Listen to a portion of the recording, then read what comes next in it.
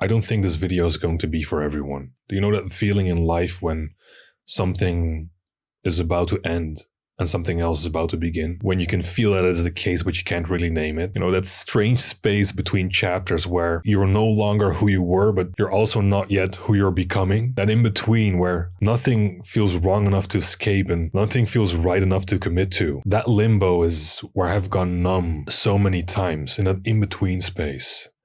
Because I didn't really know what to do with myself. And you keep telling yourself, or at least I did, that I'll move when things get better or when I'm more ready, when things are more stable, because I knew what I want. I knew the dreams, the lives other people live, things that inspire me, things I would love to have or do. And then I tell myself that I'll get to it, you know, when the timing is right, when things are more ready. But deep down, I kind of knew that isn't true, because what was holding me isn't really timing. It was fear of choosing wrong, fear of being judged for what I wanted, fear of taking action, fear of disappointing the version of me that already survived a lot. And there's something I noticed about new chapters in life, that they don't announce themselves loudly. It's not like someone is shouting, here's the next chapter. You can't feel the page turning. Nah, it's just that they arrive quietly.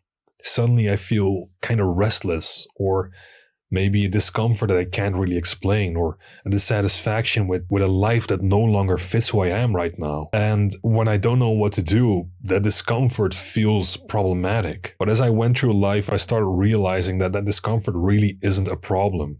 It's an invitation. Now, it isn't an invitation that means that you need to burn your life down today, or that you need to have everything figured out. It just means that you have to stop pretending that you don't feel that pull towards something else. Because if you wait, your chapters aren't going to change.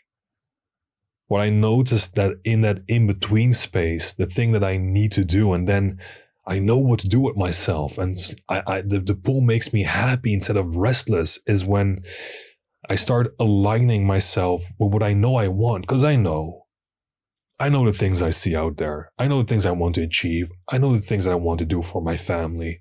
I know exactly what means a lot to me and what would make me happy, and the people around me too. Because deep down, you know what life you want next.